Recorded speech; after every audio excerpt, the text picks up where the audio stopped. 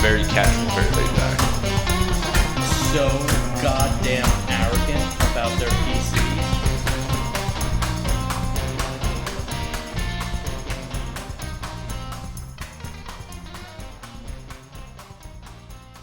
Welcome to another episode of D Freaks and Geeks, the unedited and unfiltered gaming podcast that's more fun than living on the top of Mount Washington during this last weekend.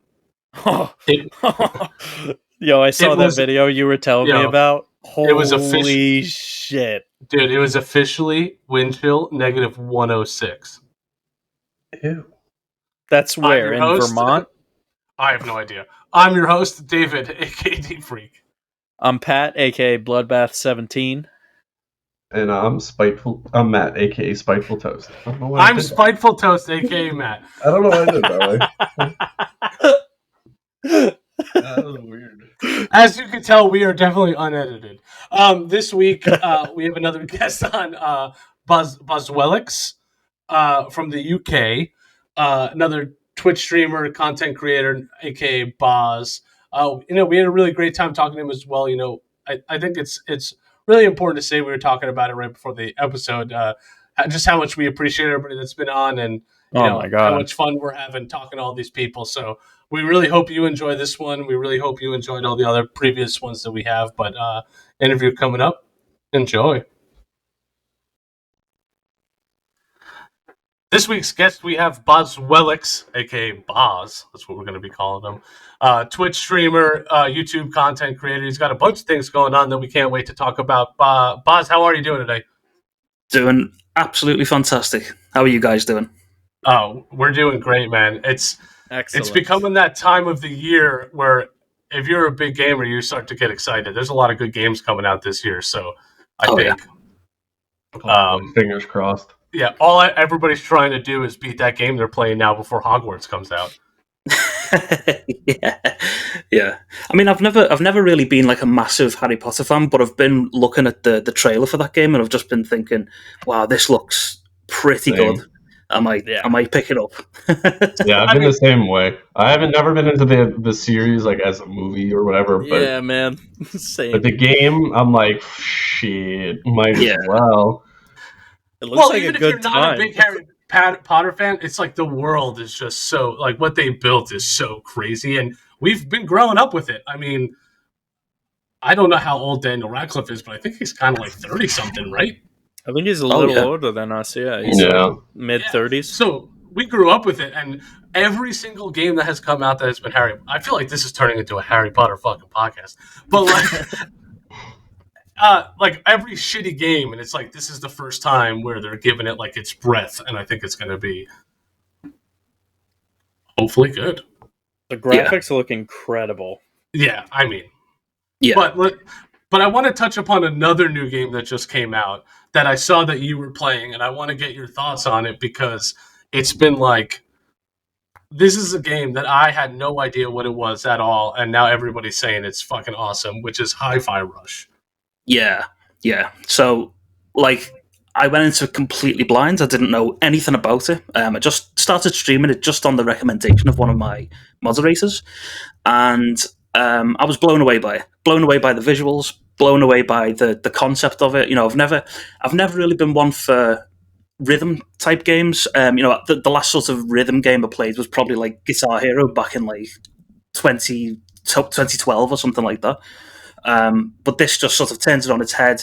It's got that action element, and it's just such a nice, like, refreshing game to play. And I've loved it so far. So what I see about it, is it like Sunset Overdrive? Do you know that's like that old Xbox game that was supposed to be like their fucking awesome game that came out and people loved it or hated it? Yeah. I mean, I've never played it, but I remember seeing it when it came out. And yeah, I can see where the sort of parallels are drawn between the two. Well, the art style. Yeah, exactly. The cel-shaded art style, yeah. Which, it never sort of goes out of style, does it? We've had like Borderlands and, even like 13 back on the PS2. All use that cel-shaded art style. And it's sort of timeless in a way. So it's probably a game that'll last, a good few years and people will enjoy it for years to come. What is it? Well, I don't even know what type of game it is. Is it like an adventure game? Yeah, so it's kind of it's almost like a sort of linear platformer action game. So it's sort of a every so often during the level you sort of do like an arena battle with like sort of increasingly more difficult robots to defeat. Like the Teenage Mutant Ninja Turtles arcade game. Yeah, it has got an arcadey style, yeah, and actually, yeah, that's a pretty good comparison, to be fair. And yeah, it's just got that, it's kind of repetitive in a way, but it changes it up enough just for you to sort of enjoy it, going through it. But I've loved it. Wait, so is it more of an actually like? Is it almost like Ori and the Blind Forest or Hollow Knight?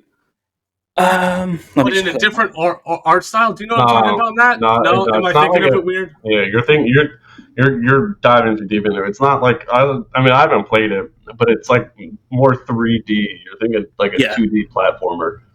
Okay, yeah. I don't know. You're kind of just spitting stuff out there. Because I'm trying to because it's apparently amazing.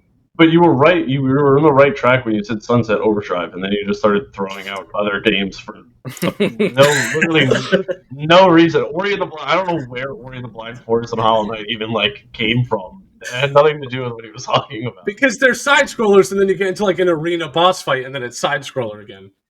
Yeah. So bad idea. Yeah. It's not side scrolling though. It is like a sort of a 3D world.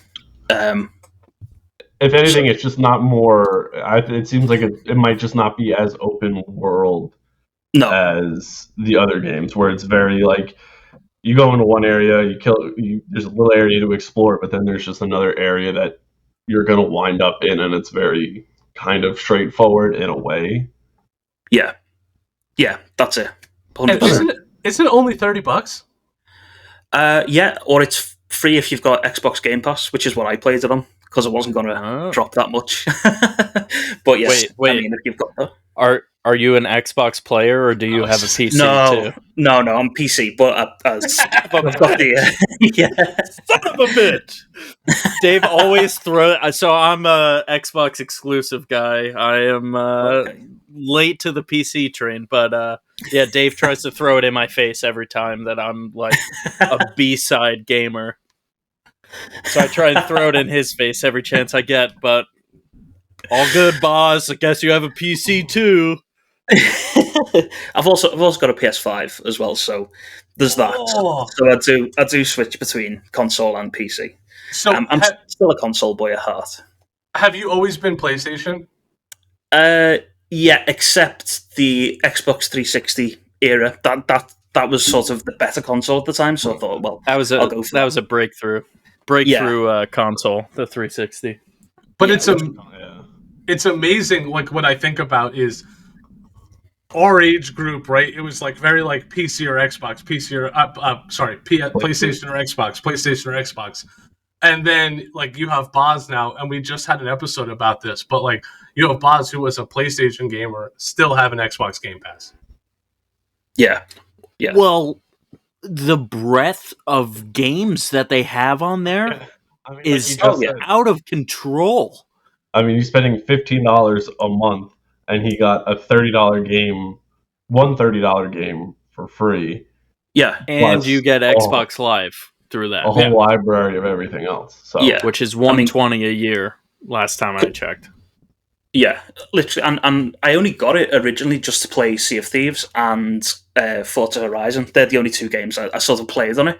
And then I just saw all these titles be released, and I thought, this is pretty good. It's worth the money. I'm going to keep the subscription. Yeah, I mean, I find myself on it all the time. I don't know about you, but like I was always a Steam at heart. But now, anytime before I buy a Steam game, I'm on Xbox, making sure it's not on Game Pass first.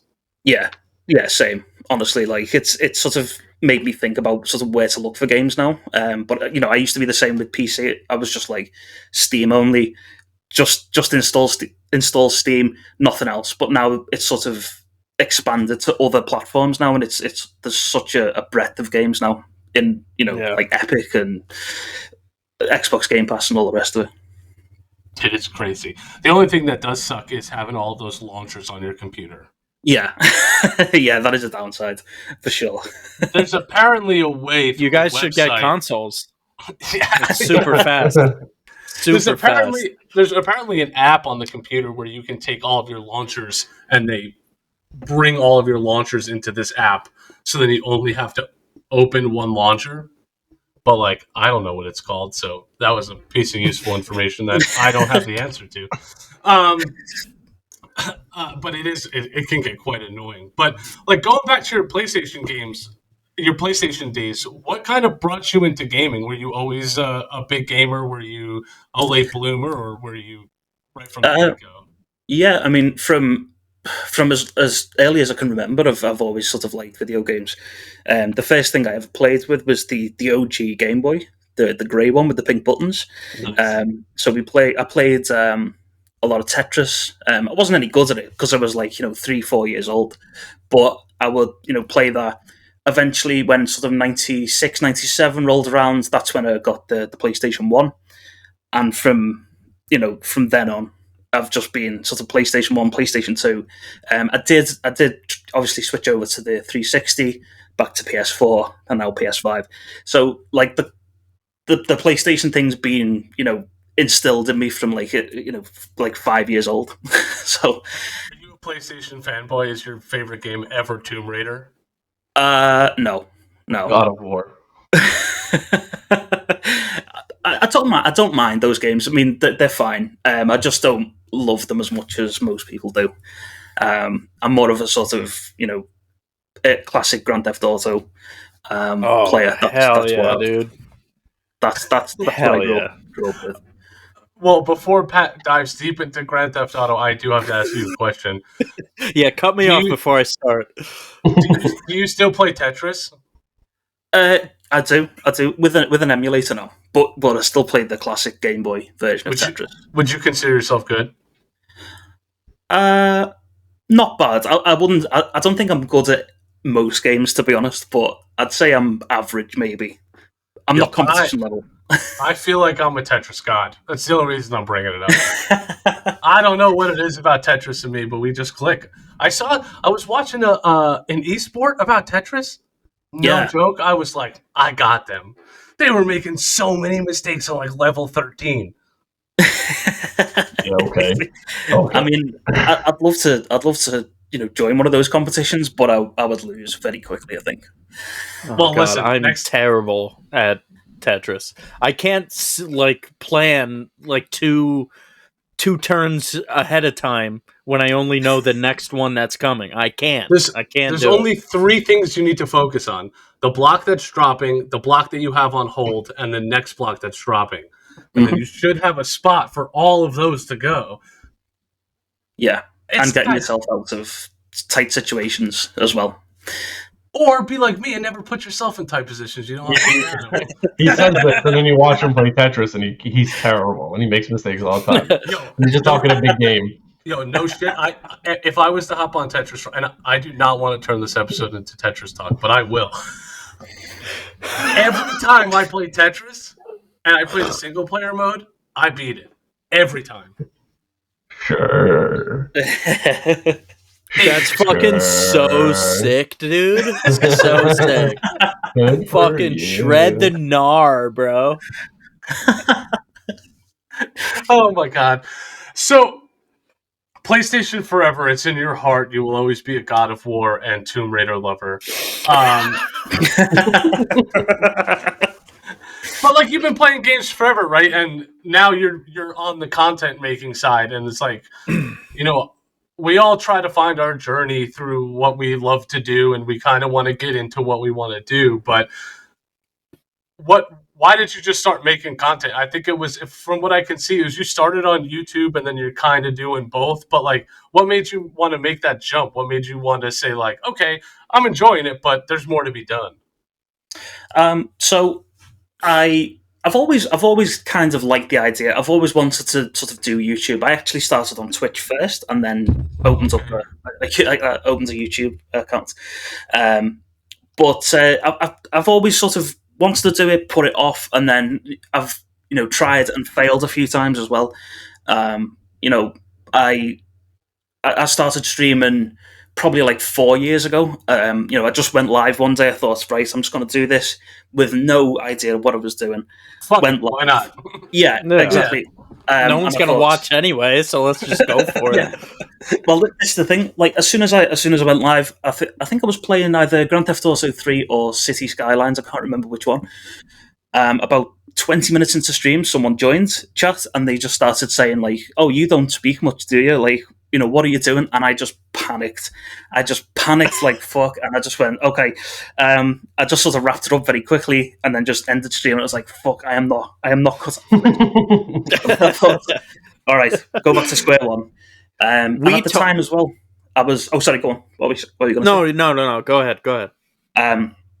So at the time as well, like I was working a full-time job as well. So I thought, I haven't really got a lot of time for this. I'll just, sort of put it off. Unfortunately, a few years later, I was let go from my full-time job. It's not a sad story. It's kind of positive. And I thought, I've got this time. I've got this time on my hands. I'll do it. But I'll go in, balls to the wall, buy some equipment, and do it properly. And that's when it kind of stuck, and I got a bit of a following. And also, at the time as well, I had more time to watch Twitch and watch other streamers and, got myself into other communities. And, a lot of those people in those communities helped me start and helped me sort of, I asked them questions on what to do and where to start and, how to do it. And they were all great. And it sort of bloomed from there, really. What I find amazing is the more and more that we interview people, right? It's the same kind of conversation over and over, and you don't really know about it until you kind of get into it, is streaming and content creating is a lot of networking. Yes, 100%. Yeah. 100%. Yeah. Which is weird, right? You wouldn't think that.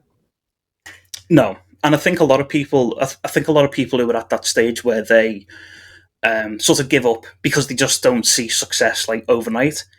It's because they don't put the time into network with people. They don't find the right communities. It's unfortunate, but if you look hard enough, you'll find those communities and you'll be able to sort of get enough experience and, network with people to start and make some kind of success of it.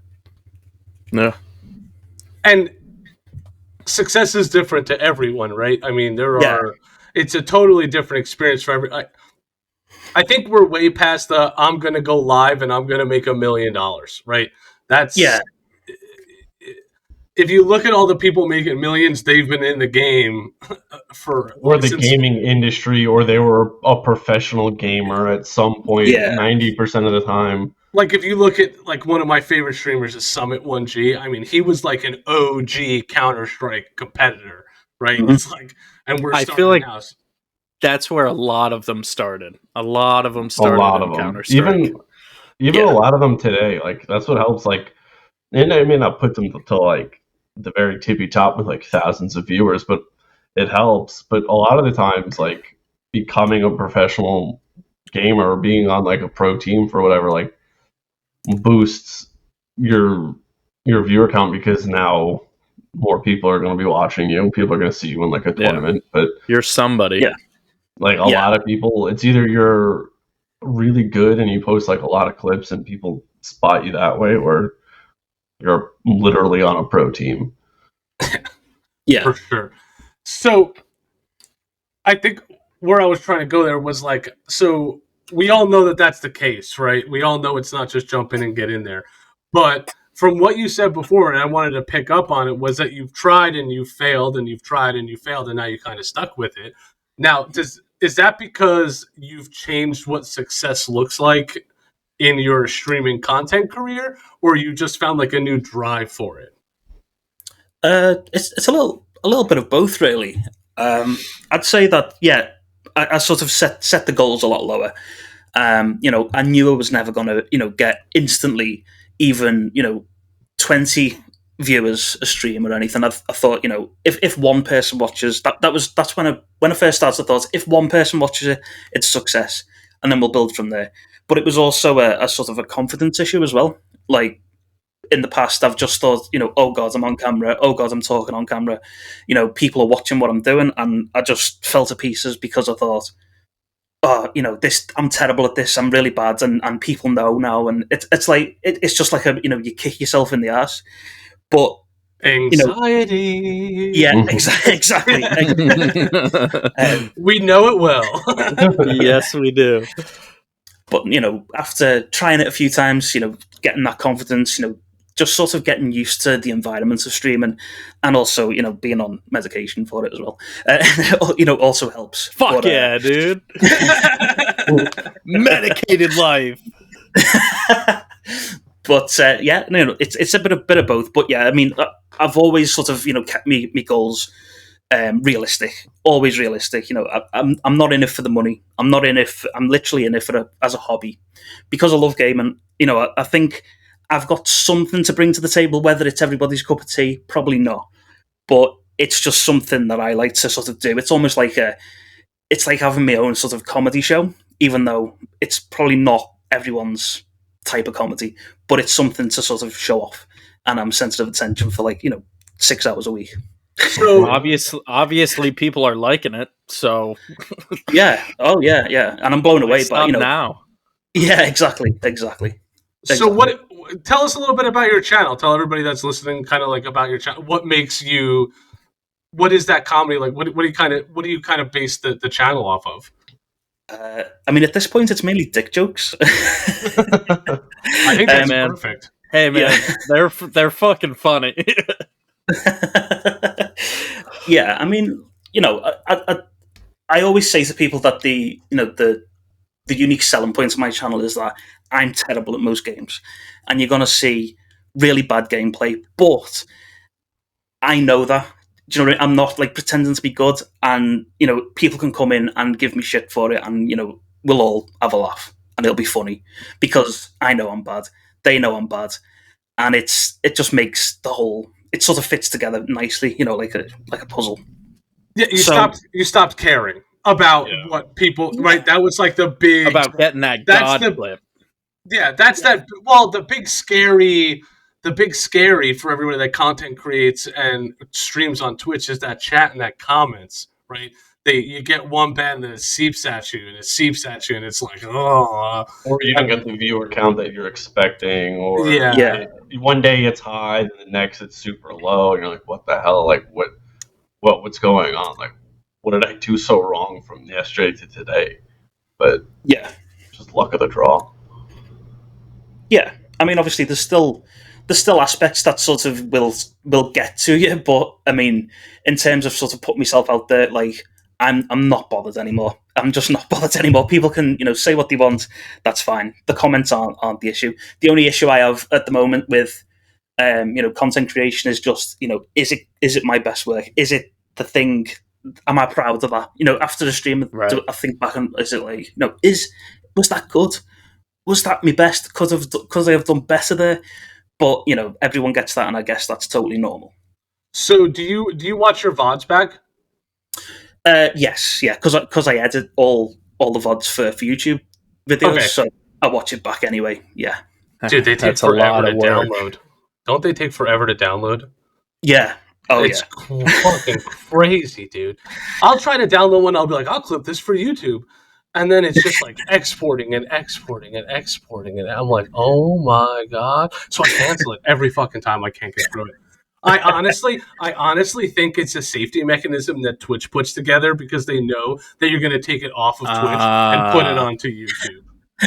It makes sense, dude. Look at what Netflix is doing. No, but the thing is same that shit. In Twitch, they have a thing that you can, when you're uploading it to even your Twitch account, that you can export it to YouTube. Like they give you an op, and I tried to clips. No, you can do a whole VOD. You can do whole VODs, but then when you try to go to YouTube and do whatever you got to do, it still takes forever, or it's not there. And because I tried to do it once, and it took me forever to try to even find it in YouTube, and then when I found it, it was not working right, and I was like, "What the fuck?" I mean, it's ridiculous. It took me an hour and a half, and I gave up because I was like, "This is insane." I thought this was going to be a done 2-second deal, and it's taking me way too long. Hey, we're a 25% conspiracy podcast. I'm all for conspiracies against anybody. Corporate America. Yeah. So, what do you like more, though? Do you like doing Twitch more, or do you like making YouTube videos more? Well, I suppose YouTube, it's sort of an extension of my job now. So it's like, I enjoy Twitch because obviously there's less pressure on it. If you don't know already, I'm a professional video editor as well. So I use my own content to sort of to hone my craft, basically, and get the skills required to sort of show off to other people and to get clients and things like that. So yeah. it takes a lot of time, but I enjoy it in a sort of hyper focused way where I can be quiet and just sort of think about things and shut myself off from the world. Whereas being on Twitch, I like the sort of expressing myself, talking to people. I mean, 99% of what I do on Twitch, it's mostly about the chat and people who come in as well. Because the community I've got, although it's small, they're all great. They're all fantastic people, and I just love talking to them and asking about their day, and just see what funny things they've got to say to me today.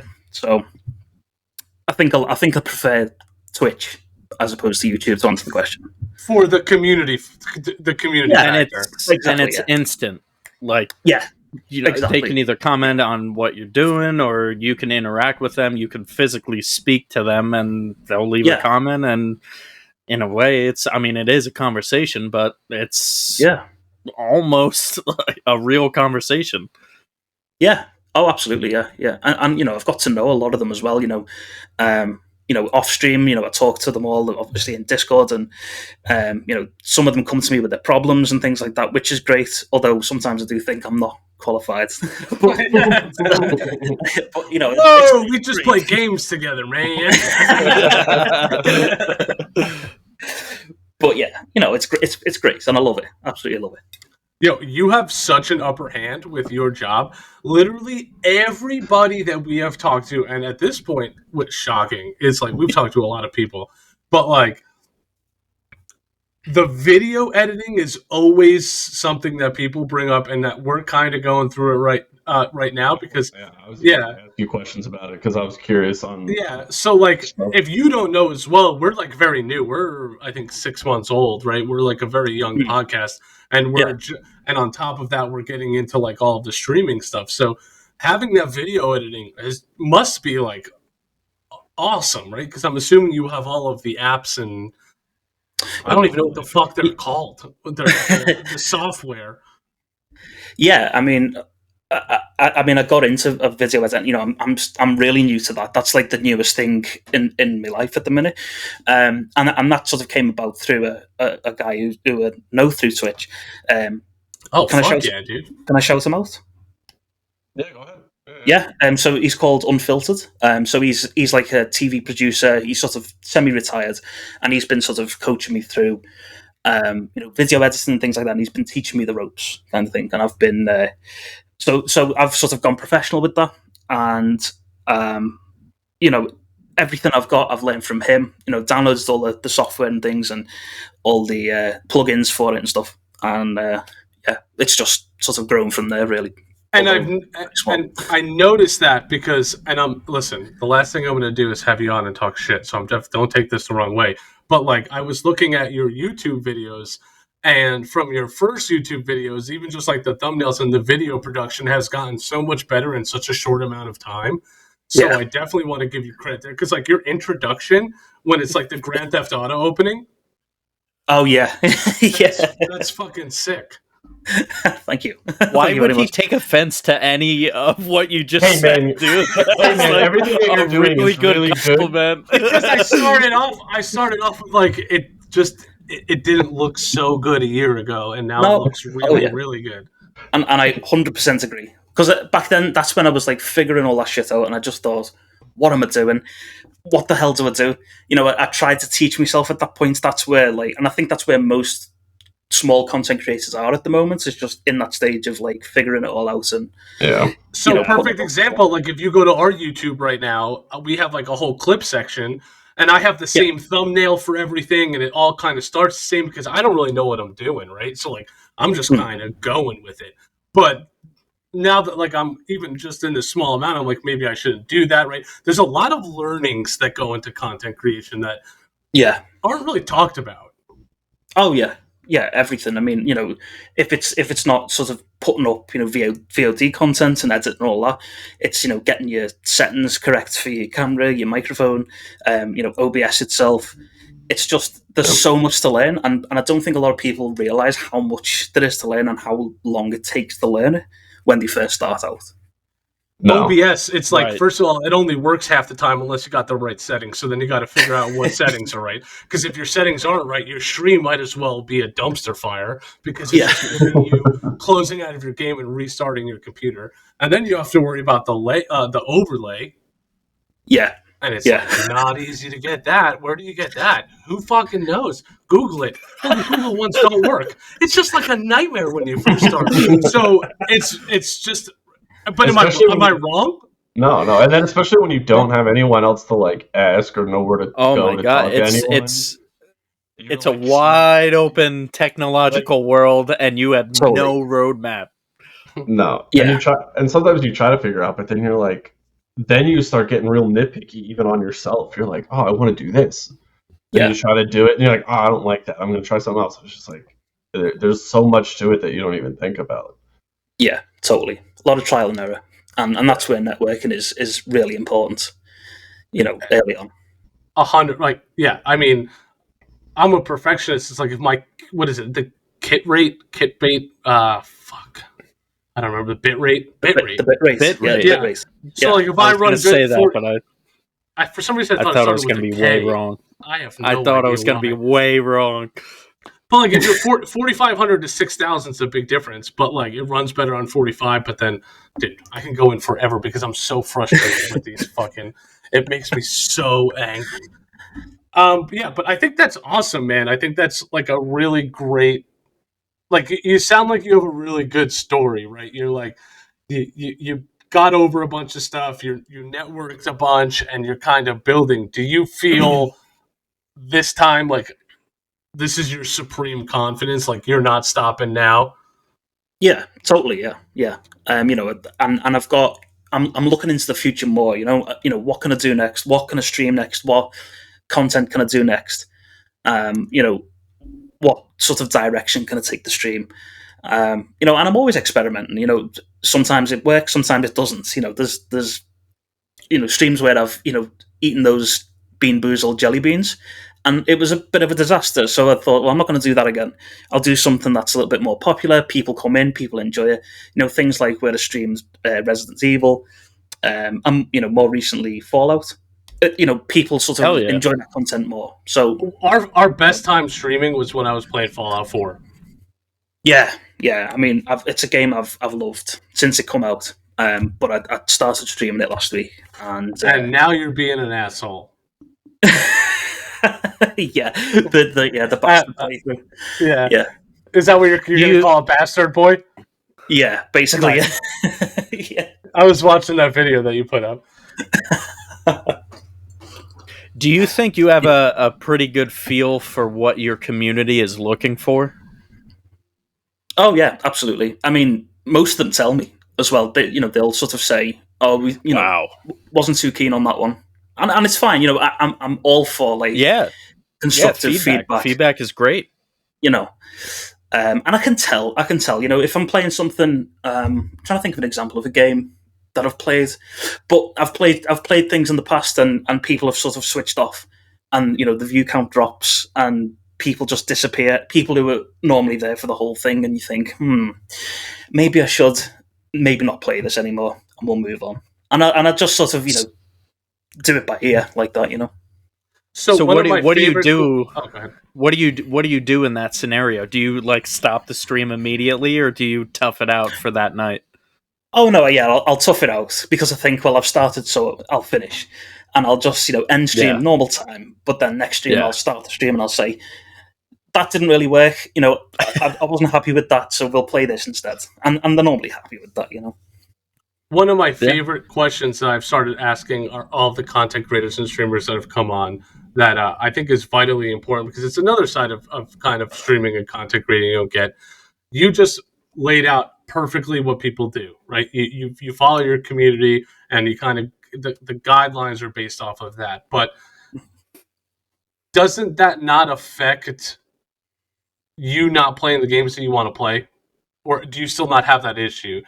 Like, if I wanted to play The Witcher 3, but it wasn't like a big streamable game, I would still stream The Witcher 3, right? Has that kind of changed your thought process on what you're playing that night?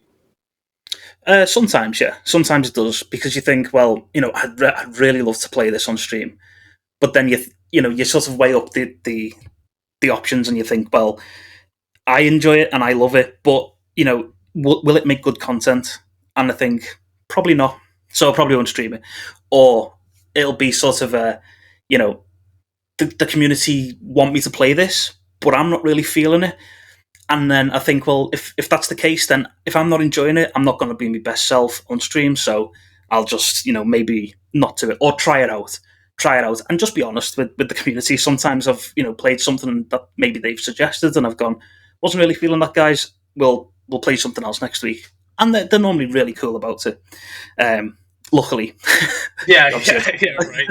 I mean, you're the guy. You're the content creator, so if you're not happy, I imagine it's not going to be fun to watch. Yeah, exactly. Yeah, exactly. Now, do you set yourself time aside to play the games that you really want, or is your gaming time like content creating, streaming? For the most part, yeah. I mean, I'll play sort of a lot of like co-op games or multiplayer games off stream, with friends, and that's cool. I do sometimes play solo if I've got the time or if I feel like it, but a lot of the time it's sort of focusing on content creation, and that's sort of where the majority of the time goes into these days, is streaming content, or just looking into things to edit and things like that. I'm about to bring up some controversy. What's your multiplayer game? Call of Duty, Fortnite, Apex? Gotta be one of the top ones. Which one are you riding with? What's your battle royale? I think what he's asking here. That's what I'm assuming. What you play is your multiplayer game. Am I wrong? No, not totally. No. So I have played them all, and I've enjoyed them all. The one we probably go back to the most is probably Fortnite, even though I know that's really controversial, but no. I don't mind it. It's fine. Everyone says that. Yeah, everyone says that's controversial. No judgment. Fortnite. But let me guess, you're no build. Yeah, no builds. Yeah, all the way. Yeah. Fuck obviously, yeah. I played it. I played it when it first came out, and it was just builds, and but I could never get the hang of it. It's just way too much. That's when you were an Apex Legends player. Yeah, that's it. Yeah, that's when. Yeah, exactly. Yeah. Most people. Let me guess. You had a Lifeline, a Gibraltar, and a Bloodhound. Oh yeah. I was the Bloodhound. I was always Bloodhound main. Yeah. It's so funny. That's such a story that transcends, where it's like Fortnite. Oh my god, Fortnite fucking sucks. Apex, and then you play 3 characters, and then Fortnite no build came out, and it's like Fortnite's awesome again. Yep. Yeah, we tried. I mean, we tried Warzone. We didn't like that, but we do love Call of Duty multiplayer. Like a stream that recently, I don't know if you saw that. That was a complete disaster. But you tried to stream Call of Duty multiplayer? Wait. Yeah. Why was that a disaster? Why was that a disaster? I was so bad. I was just getting fucked up. Hey man, I've been playing Call of Duty multiplayer like pretty consistently since it came out, and I like every other, maybe every third game, I just get totally shit on. Yeah. Like right before we joined this podcast, I was playing a game and I quit early because I was like, I'm just getting shit on. Like every time I round a corner, I'm dead within a half second. But funny you should say that, because I did drop into the stream the other day where you were playing on shipments and you were raging so hard, and I was. Yeah, that's a common occurrence. That sounds like Pat.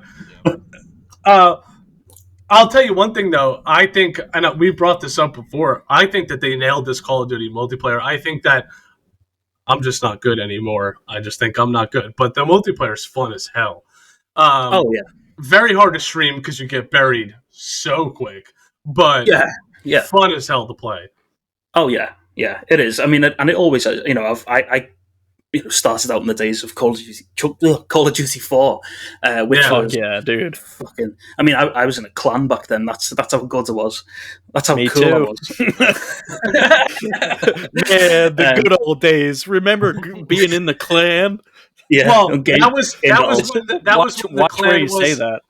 That was when the clan was, you played with a team that you did really well and you messaged each other and you were like, yo, let's clan up. Or you got like group of friends that recruited somebody, not like joining a fucking corporation nowadays. A little different. Oh my God. Oh God, yeah. Jeez. Yeah. But those were the days. But I've gotten consistently worse ever since then. Like now I'm not even a shadow of me former self in Call of Duty. It's just too much for me now. I'm moving. I've got to the age now where I'm moving away from FPS games because I'm just so bad at them. I tried playing Overwatch 2 recently, hated it, so I just gave up with that. And I thought, you know what, I'm going to stick to like story-driven games. Maybe try out some survival horror. Maybe try out some other kind of games because I'm not cut out for this anymore. I'm too old. You fit this question perfectly. We asked this question ourselves probably like a month ago. Are we getting old? Or are these kids getting better? It's a little bit of both. Yeah, no. I think so. I think, I mean, the kids nowadays. I mean, you just have to, going back to Fortnite with the build mode. What those kids can do with those, quick building things. I would never have been able to do. On my second screen right now, I have the Call of Duty League up. I've been watching it all day. They're insane. Those insanity. Aren't kids, though. I don't think kids are better. I think it's just with the advent of streaming, it's just so much more competitive. We've said this before on the podcast, but it's just like everyone needs to be the best. So they're the next Nick Merckx or whatever. I think that's really like people are just sinking time into this. Dude, we're a podcast that interviews streamers. Don't talk shit on Nick Merckx. He's allowed I'm not talking shit on Nick Merckx. No, he's really fucking good. And he's funny, and he has funny friends. Like, that's why he's super popular. And he's been in the game for like 10 years. That's why he's next to God in terms of streaming. But I'm just saying, like, the average Joe player, like Boz, like me and you back in the day in Call of Duty when we were good, if streaming was around then, we would probably get shit on back then. Like, we'd get into some lobbies where, you'd rage quit, or maybe I would. Well, yeah, and it also gives like these people a way of being, instead of, normally back in the day when it was like, all right, I got done with school, I got done with my homework, I have a couple hours until I got to go to bed, I'm going to play for a couple hours.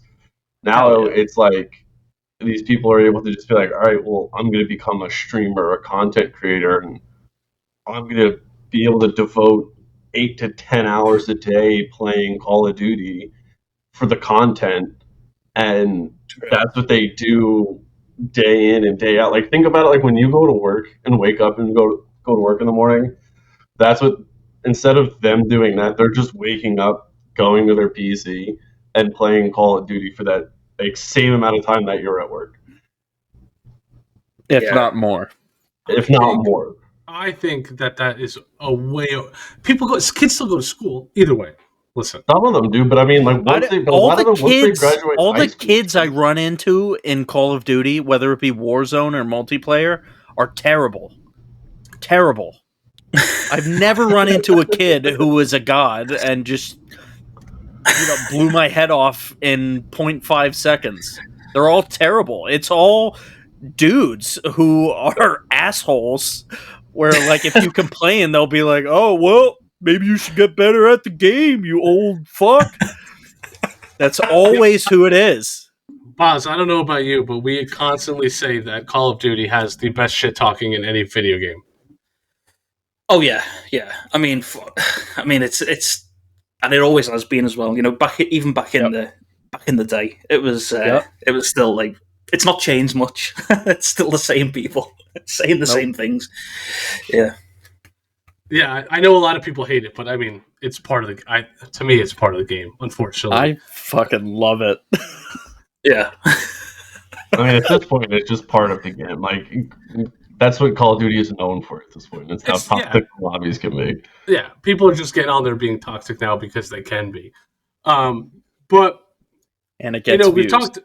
Yeah, obviously, we've talked a lot about like present gaming and kind of past gaming and what the channel is, and you're very community driven, which we love. I mean, that's literally the whole point of all of this, right? But we all kind of have a future in what we're thinking, right? So do you have any plans that you maybe would like to discuss or whatever that like you want, how you kind of want to grow your YouTube or grow your Twitch? Like, do you have any plans to do so, or are you kind of just taking it one day at a time and just saying, fuck it, man, let's enjoy the ride? Yeah, I mean, in terms of my content, yeah, I've not got anything sort of concrete. There's ideas I want to sort of go into. I'd like to maybe change a few things up, but there's other things outside of stream, with other streamers. There's a lot of sort of collaborations I'm going to be doing with other streamers, other sort of podcast things as well. I'm maybe getting involved in another podcast. It won't be a rival podcast, guys. Don't worry. Wait, you signed an NDA? I thought you signed an NDA. Yeah. You better fucking not, boss. We know where you live, motherfucker. But there's things like that. Obviously, nothing's set in stone, but it's something to work on and figure out. Would you say your end goal is to do this as a career? Yeah. I mean, or at least supplement the video editing career. At least, like I said, I'm not really in it for the money. It would be nice if it got to a point where I could make it into a job, but that's not the ultimate goal. The ultimate goal is just to have fun and just grow the community, get more amazing people in, and just have fun with it.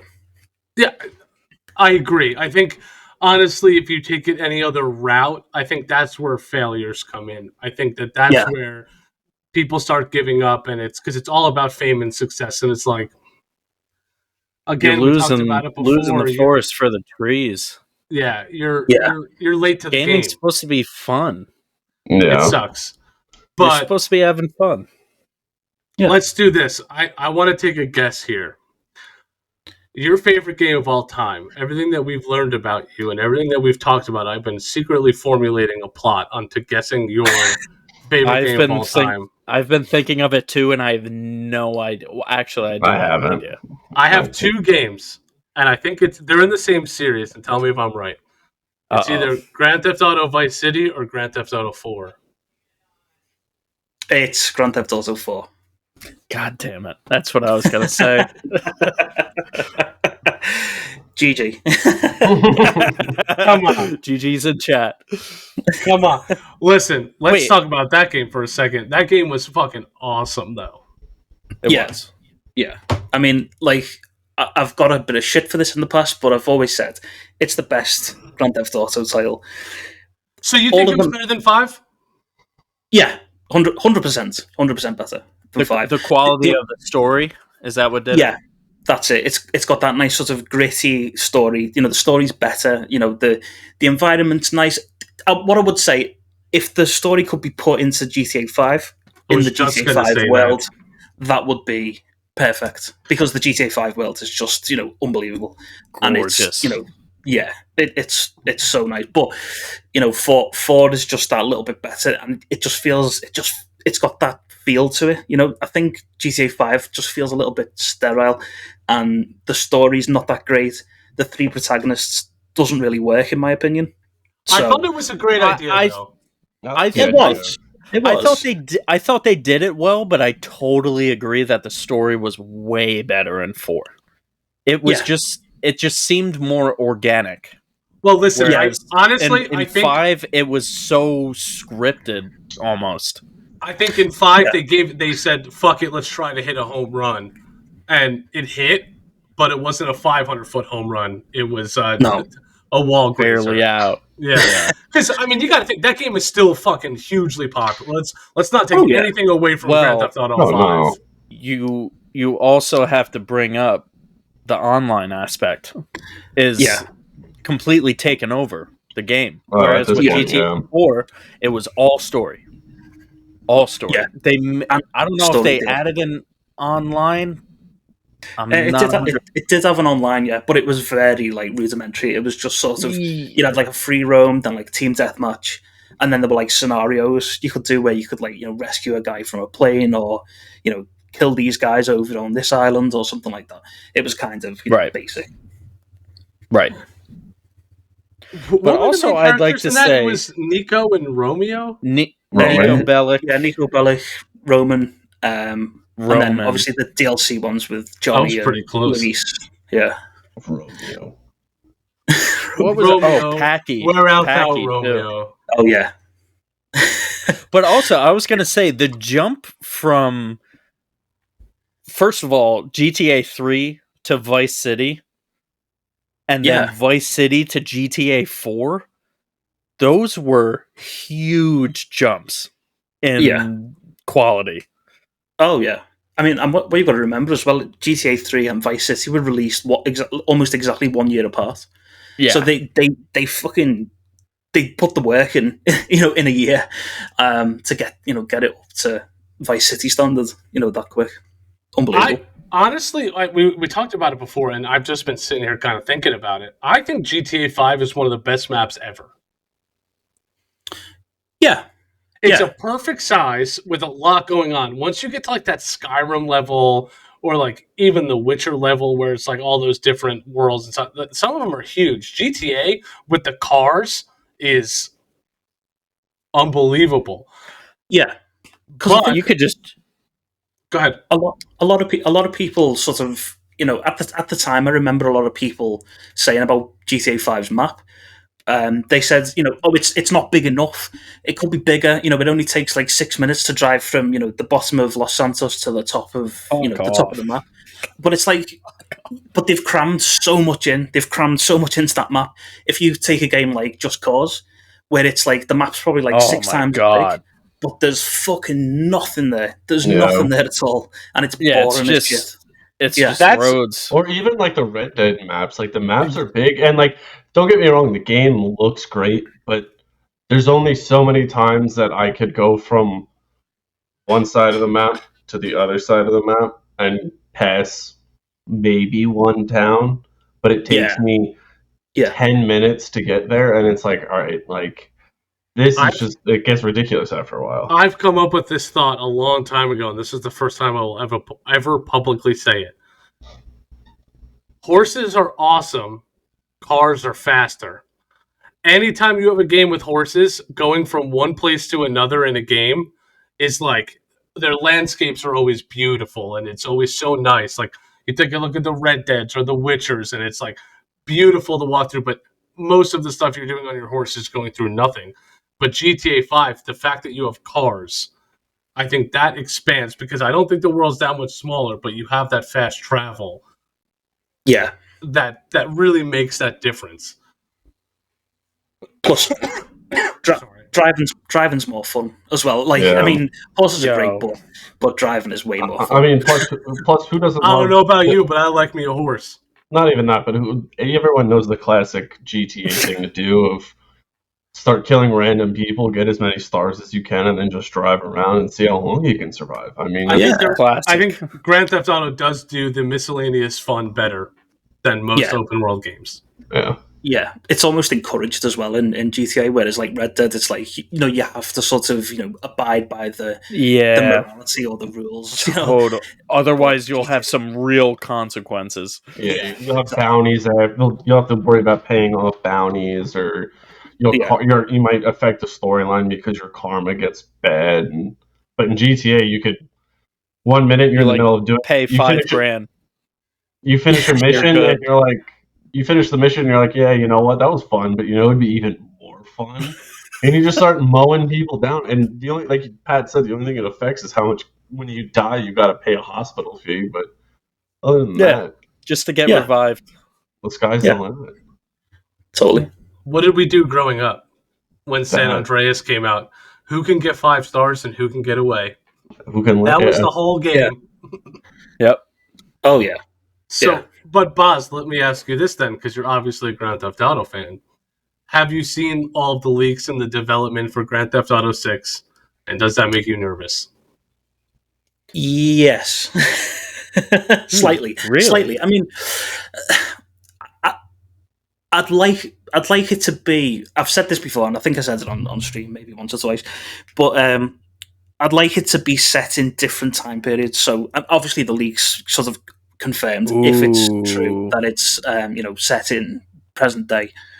But I think it'd be cool if we had present day, 80s, 70s, maybe 90s. Just almost sort of, take a mafia theme. Yeah, or Driver Parallel Lines, if you remember that game. That was sort of set in the 70s. And dude, I haven't thought about that game in so long. That game was so good. The soundtrack. I played the Pat. fuck out of that game. But yeah, but I mean, it is what it is, and I'm sure they'll do it well, no matter what it is. But I wasn't too happy with what I saw. And they're making it more like Red Dead, right? Where you have to eat, and I think they're making it more survival-y. Yeah, I mean, I don't think that's necessarily a bad thing because it just sort of adds to that immersion, but it can get tedious. Red Dead, I find in places are quite tedious where you've got to, look after the horse, or you've got to, eat, or take your jacket off, put your jacket back on, and things like that. It's it gets a little bit tedious, but I do like that immersion as well. I agree. I always think when I think broad scale, that's you're taking out a large chunk. Like us video game people, there's a certain, and I know that you like it because of a game that I'm about to bring up that I'm obsessed with. That I love that you brought up. But there's some people there's just a subculture of people who like that survival aspect. But I think majority don't. That's the only reason I'm a little worried about that franchise. Is if they go that way, you're stopping appealing from the masses a little bit.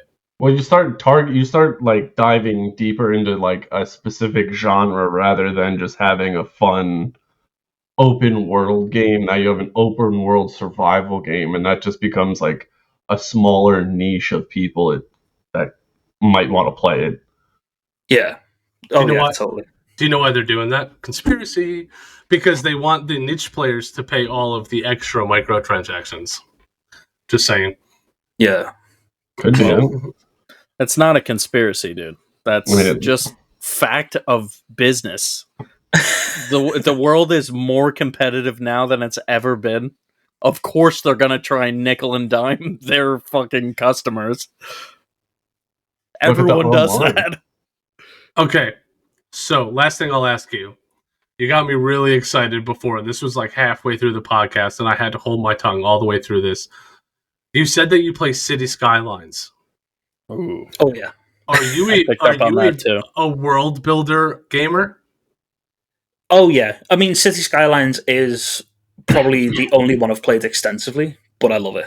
How good is that game, dude? Yeah, it scratches that itch. Do you know what I mean? I always find myself going back to it. It's one of those games I think, I don't know what to play. I don't know what to play. City Skylines. Never fails. So my fiance was like, you're almost done with The Witcher, right? Because I'm replaying The Witcher 3. And then Hogwarts comes out on the 10th, which I thought I was going to be done with The Witcher way before I am. But she was like, what are you going to do in that in-between time? I was like, probably play City Skylines. It gives you that 5 days of just unincredible fun. It's just unimaginable fun building a city and managing it. And then you just move on. And then you don't miss it until you need it again. Yeah, 100%. Yeah, it's just perfect. Dare I say you guys enjoy playing that game because you enjoy playing God? I mean, well, there's an element to that. Because I don't feel bad when people die, so no, you get a little happy deep down inside when they die. You're like, I caused that. It being able to he likes being able to hike up the taxes, so then he doesn't feel so bad on himself when he has to pay all his taxes at home. Yeah, yeah, literally. That's I always raise the taxes, always. So I'm gonna fire a couple games at you to see if you played it. If you're a real world building player, have you ever played Prison Architect? I have, and I didn't like it. Oh. But to be fair, though, I don't think I gave it a chance. I think I need to revisit and play it properly. I think I played it for maybe an hour or two, and I was like, I'm not feeling this right now, and then just never went back to it. That's a good amount of time to sink into a game to see if you like it or not, though. Mm-hmm. Yeah. Prison Architect is different because there's a lot of It's very deep.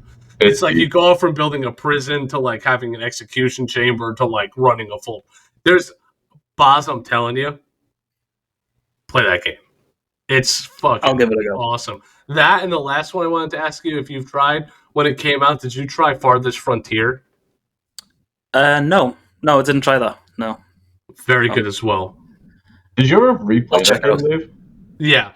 I've always been really big into the city building games, all the way back from, honestly, you know what the first one was that all of us have played? Roller Coaster Tycoon. Oh my god. Yeah. Fuck. So good. Oh. Roller Coaster Tycoon 2 or 3? Minus 3. Wait, 3 is the best. 3 is the best. 2 is the one they had in silver, and 3 is the one they had in gold, right? Yes. I think so. Yeah. Yes. Yeah. Roller Coaster Tycoon 3 is left off of so many best games of all time lists. It's horrifying. Because it's such a simple. It's you almost bash on it by saying. No, that's what I mean. You almost bash on it by calling it simple, but when you look at it, the only thing you're doing is building a roller coaster park. And you're just trying to get the best rating. It's simple idea, but the amount of stuff that you could do and how creative you can get was what makes it so fun. Oh yeah. Boz, have you played Planet Coaster? Yes. Yeah, I have. Yeah. I like it. I think it's good, but when I bought it, the PC I had at the time couldn't run it very well, and then I was like, okay, well, I'll try it again. Got a better PC, tried it again. It was fine, but I found it a little bit too detailed. Not so much in the sort of building the roller coaster, but everything else is just there's too much to do. There's too much to do. I've got to put this tiny little piece of sign over the burger shop, and you're like, no, I don't want to be doing that. I just want to build a burger shop and then build a big fuck off roller coaster. Yeah. And in Roller Coaster Tycoon, they had all of the styles inputted. Here, you have to build around the burger shop to make it a style. It's it tried to be Roller Coaster Tycoon, but was you need to drop every single piece in here, or else you got nothing. Oh my god! Dude, but. Even Roller Coaster Tycoon got to be too much sometimes. Your pathways, it would from the angle you were at, it looked like your bridge, went over the log flume and connected to the roadway, but it actually didn't. And your park guests were getting lost. So then they started giving you, big thumbs down, and they started leaving the park. Even that, I was like, "Come on." Let me give you a piece of advice. That sounds Planet Coaster. Yeah, no, I'm good. I don't have a PC, so it's on Xbox. But regardless, hey, Boswellox, we really appreciate you, aka Boz. We really appreciate you being on. I think we had a blast talking to you, and we talked about a lot of subjects. And a lot of games and a lot of everything. So, but we're really excited about everything that you're doing, and I think that everything that you've been through and everything that you're kind of pushing forward to is awesome, and we commend you for sticking to it because we all do feel that way, right? I mean, we all have. I remember the first time we had this podcast, we didn't go on for the first 25 minutes because I was shitting my pants. But correct. I think everything that you're doing is great. I think the path that you're on is awesome. So we really appreciate you being on. But before we let you go, I want to give you a couple minutes to kind of shout out yourself, everything that you're on, tell everybody that's listening kind of where to find you. Yeah, so you can find me obviously on Twitch, twitch.tv/Boswellox91. You can find me on Instagram, TikTok, Twitter, YouTube, and I also have a website, boswellox.co.uk, which is strictly for video editing. Commissions are open as well, so if anyone needs anything doing, hit me up. And you can also find me on Discord as well, which is discord.io/Boswellox91. Join the code, and Awesome. we'll talk. Sounds great, man. Well, we really appreciate you being on. Yes. Good luck with everything and all the success you want. Thank you for having me. Thank you. And that was our interview with our friend Boz. Man, another great interview. Again, I don't know about you guys, but I really like every single time we have these conversations. I think it's a blast. I really enjoy talking to so many different people from different walks of life from around the world. You get different perspectives. Obviously with gaming, you're going to get similar perspectives, but we're all Call of Duty players at heart. Well, that's just kind of what helps bring everyone, helps us connect with these people, is the fact that we all play games. We all enjoy games, so you get to meet so many different people from different walks of life all over the world. And it's bringing the old community back of gaming, man. We're just talking about games. I don't give a fuck what you're playing. That's what we're doing. How much you're playing. That's what it is. But we hope you enjoyed it. We'll end this episode with another episode of Patty Plugs. Follow us on Twitch, Twitter, and YouTube at DFreaksandGeeks, 3 replacing the E in DFreak. Also, if you are a streamer or content creator and you'd like to be on the show, reach on out. We'd love to talk to you. Also, make sure you give us 5 stars. We don't know why, but it matters. We have to. Like putting your height on a dating app.